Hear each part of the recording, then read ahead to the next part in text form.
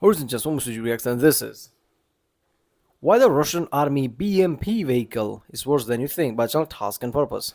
I'm guessing this is an infantry vehicle, as in the Bradley, which is the tank, but not a tank. The Federation made a video about it, and people told me in the comments like if it's an infantry vehicle for support, it's not really a tank. If it doesn't have a tank crew and has made to attack with the tank purposes, it's not a tank. It's an infantry support vehicle. So this is similar to that BMP. Russia army has knew it. Is Russia like suddenly like trying to improve their whole stock with the T-14 now BMP? Because nowadays army vehicles don't get updated until a few decades or something. So yeah, let's watch it. How's it going, Spare Parts Army? I'm your average infantryman, Chris Cappy. Recently, we've seen a parade of Russian military vehicles over the past few weeks, and a lot of people have found them very difficult to tell the difference between all these vehicles. How do you tell the difference between a BTR and a BMP? What is a BMP even capable of doing on the battlefield? And where did the idea originally come from? And at the end of the video, we're going to take a look at the Russian Army's most up-to-date version of the BMP called the BMP-3. In this video, we want to examine and analyze what exactly might be wrong with the BMP that it's performing so terribly in the war in Ukraine. The BMP is kind of like the backbone of the Russian infantry, the ground forces. You see it everywhere. You know what? Scratch that. It's basically the backbone of a lot of different armies. The Ukrainian military uses the BMP, but there are a lot of reports now of their downsides. Could it just be maintenance problems? What's really the truth about the BMP? Okay, this is some next level shit. Ukraine. I'm pretty sure I saw some video pop up. I didn't watch it, but like how this some certain jet Su-57 or something is doing in Ukraine or something. I'm like, wait a minute, Russian planes, Russian equipment trying to right? Ukraine is defending with those equipment against Russia. Like that is some like poetic shit right there, right? I mean, obviously like Soviet Union type of vehicles would be there, but why are the newer Russian weapons? They have it. And if Ukraine, okay, I get it about Ukraine, about Russia, if they were planning to do this shit, why did they sold them this kind of weapons in the first place? Now I'm guessing this is a newer weapon, this BMP. Why Ukraine has it? Which means a few years ago, Russia probably sold them that. So that just came biting in their ass. Like, why the fuck would you do that?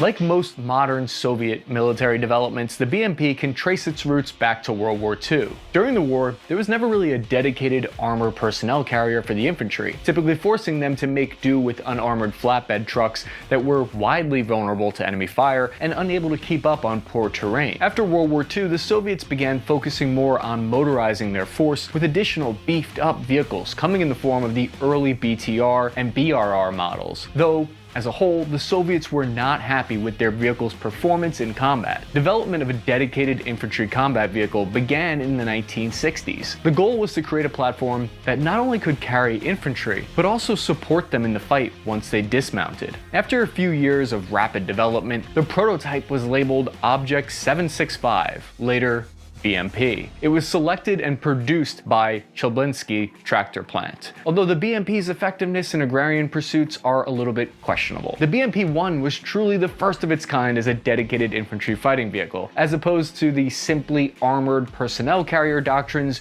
used by other modern militaries at the time. Russia was the first military to adopt a vehicle like this. Although technically the first ever infantry fighting vehicle is said to be the German-made Schutzpanzer Lang HS-30, which was created in 1956 during the Cold War by West Germany. The important thing to know about the Schutzpanzer Lang was that it was a major departure from what was considered to be the Okay, why does in West Germany post World War II, Germany was making anything? That's like, how is that happening? First of all, Germany made this in 1950s. It's just been like a decade or decade and a half since the shit just went, ballistic or something, right?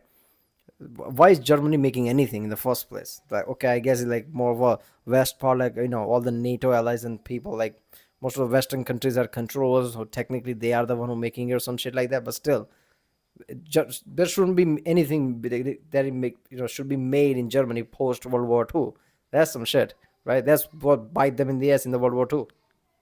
Dominant military doctrine of the time that, the United States and everyone was using in the West. These battle taxis would see troops riding into battle and then dropped off, and the vehicles would let them fend for themselves. They ended up being wrong, and the direction that all militaries went was similar to the BMP. I couldn't find any information on whether the Soviets were inspired by the German Schutzpanzer Lang, if that inspired them to make the BMP-1. In any event, the first version of the BMP came standard with 3 main weapon systems. So you had your 73mm smoothbore cannon, which was capable capable of firing AP, or armor-piercing rounds, or HE high-explosive rounds, depending on your target type, if you're targeting personnel or vehicles. So you had your A9M114 launcher, which was meant to tackle more heavily armored targets like main battle tanks. And last but not least, you had your PKT coaxial machine gun. Coaxial means that basically it's a machine gun welded straight onto the turret, so it points where the turret points. It's actually kind of an antiquated design choice today, but back then it was all the rage. The crew consisted of a driver, a gunner, and a commander, and then you had 8 infantry in the back who were able to dismount, or actually originally they could fire out of the side of the vehicle.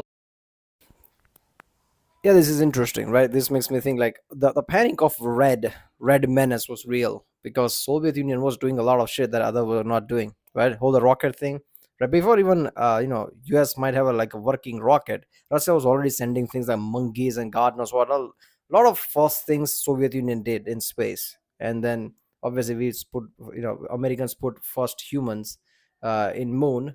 That's a humanities achievement, sure, but overall, Soviet Union did a lot of shit. So it doesn't surprise me that this kind of like infantry vehicle Soviet Union did first. Now around that time, imagine like everybody's like mentality, oh, they're doing the first of this, so everybody rush off to do it, right? There are, I don't know who said it, but there was a, I guess philosopher, somebody who just said it, like everything West has done since the Cold War is a response to Soviet Union rather than anything else, right? That's where the innovation basically led. Whole Apollo program is a response to Soviet Union. It's a war tactic rather than like a scientific discovery type of way. Out of these little dedicated portholes on the vehicle side. Those portholes have since then been the focus of a lot of fuss and debate in the military community, with everyone pretty much really disliking them. Shooting out of the portholes is laughed at these days. By placing those holes in the armor, it weakens the armor, and it does very little in the way of adding combat power in return. Sure, there are some additional situational awareness, but I don't know, no thanks. The vehicle was designed to help mitigate radiation effects in the case of nuclear weapons. To add to all of this, it was also an amphibious vehicle, meaning it could easily cross bodies of water directly without the need of external engineering support, which would slow battlefield tempo. We've seen, for instance, in the battles in Ukraine, where the Ukrainian armed forces, they've been destroying bridges to slow down the Russian army advance. Technically, these tanks should be able to cross some of these rivers, but the conditions, if they're not perfect for crossing, then it's not really going to work. And with that being said, if you were to ask me if I would volunteer to sit in the back of one of those vehicles while it drives through deep water, I'd ask you to go kindly fuck off. The BMP platform saw its first combat in 1973 in the Yom Kippur War. Tanks are already notorious for panic situation, right? You're inside the tank, which very badly you can have any movement. Now you're gonna get attacked, right? You're gonna get screwed up. Now, now imagine a tank type design that is an infantry vehicle, but now also has the ability to swim.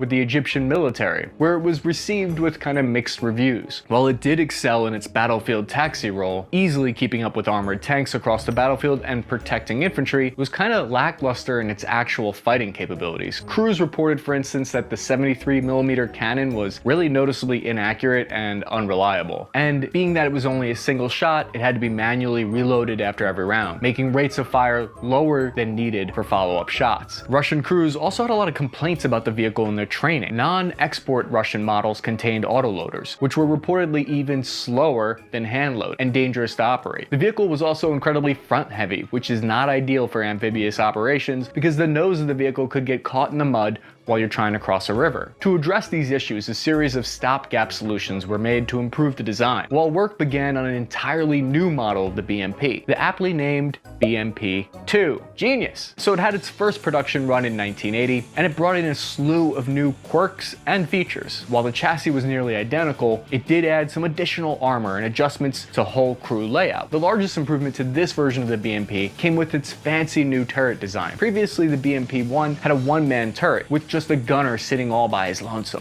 The BMP-2 introduced a two-man turret with the commander now sitting with the gunner, and most importantly, he had a complete weapons overhaul. I have a theory about why the Russian BMP might be performing so poorly in Ukraine right now, and that's because they're still using a lot of these old BMP-2 Soviet-era tanks.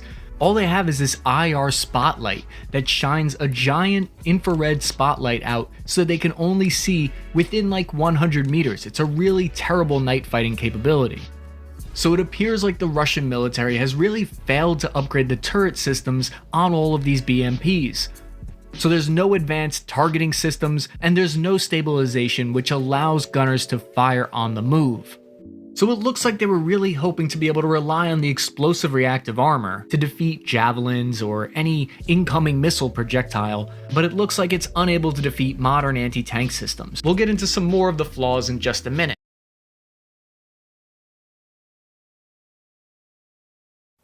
All right.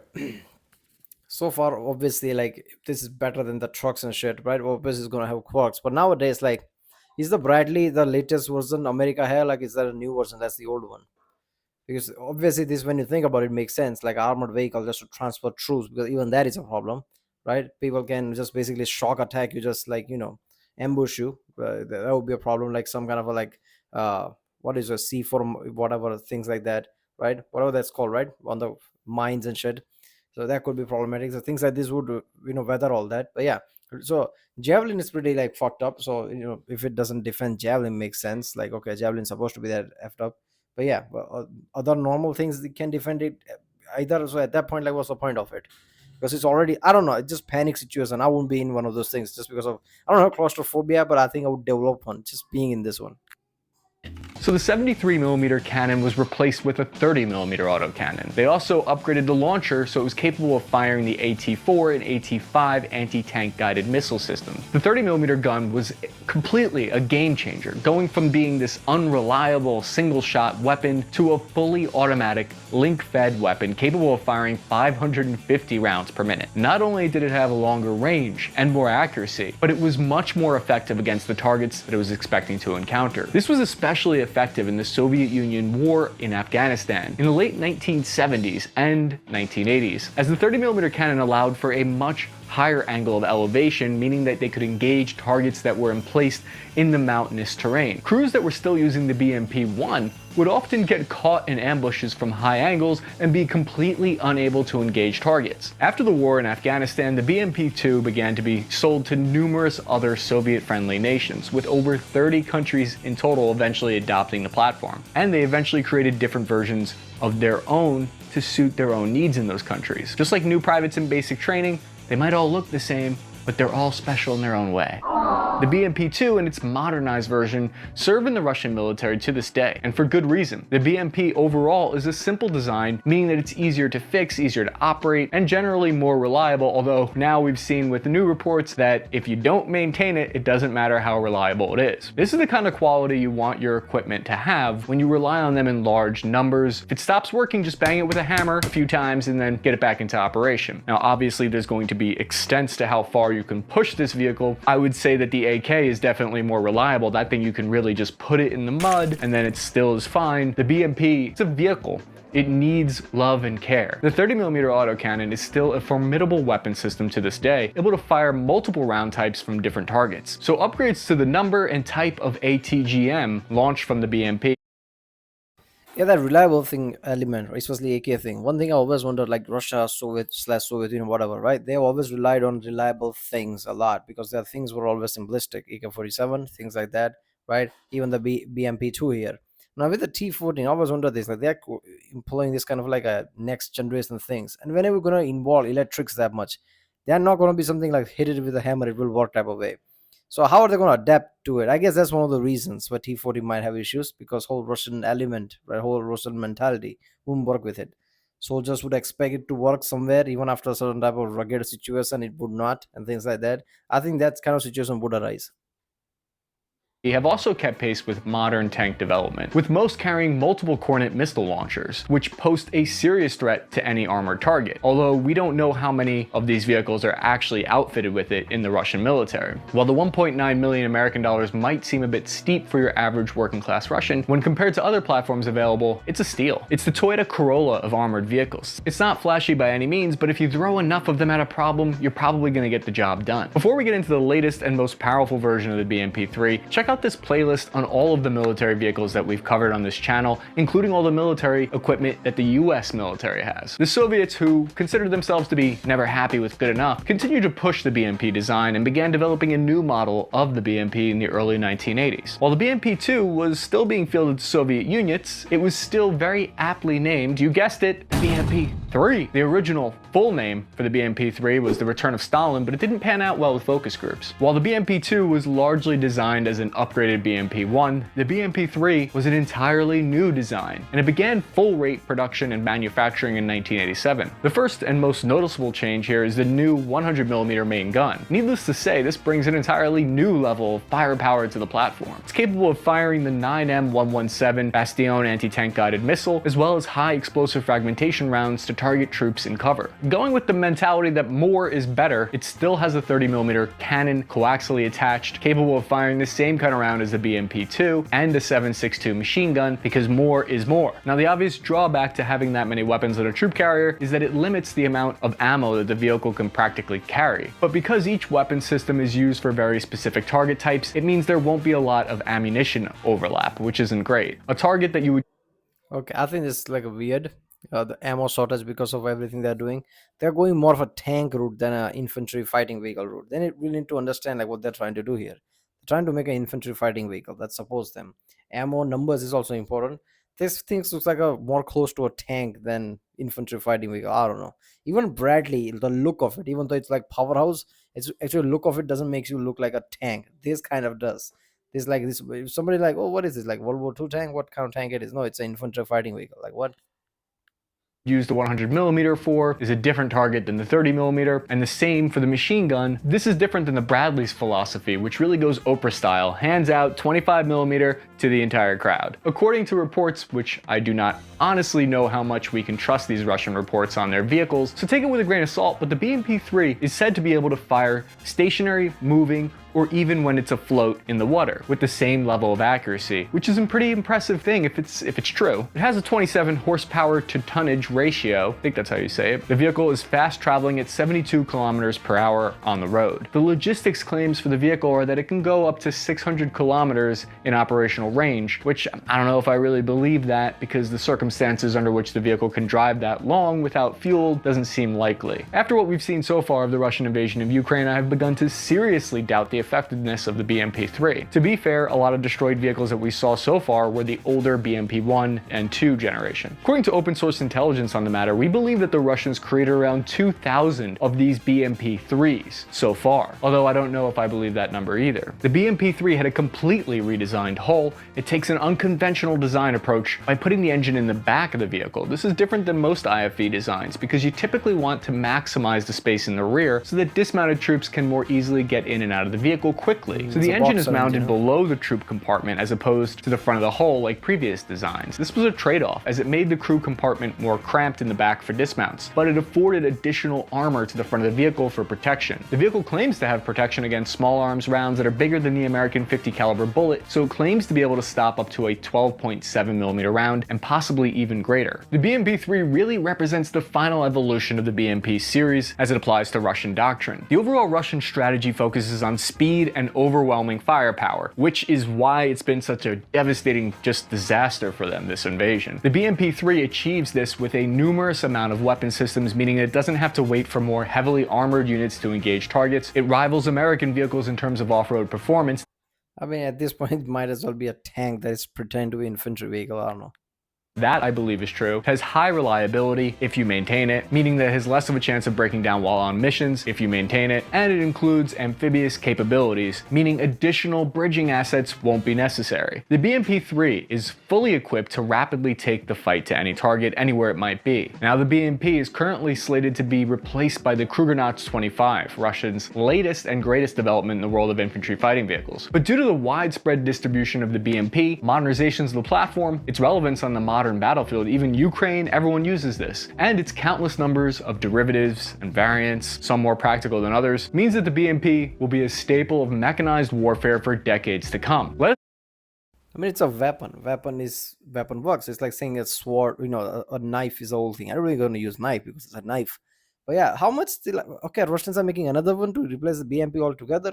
Like they are just going all out with the 21st century equipment apparently. Let us know what you think of the BMP. What do you think its real capabilities are? What do you think about its performance in the Ukrainian invasion so far? A lot of people think that it's been a giant letdown and that everyone who's afraid of the BMP, who comes from, if you use a Bradley, people were afraid of the BMP before, but now they looks like maybe not. Make sure you subscribe to the channel so you don't miss a new video. I mean, this is not a video game, man. If equipment works, it works. At that point, it all depends to how you make it use it, right? How you use it, basically, right? You rarely come across something that's just point blank so powerful that doesn't matter how you use it, is going to be killing things, right? I don't know.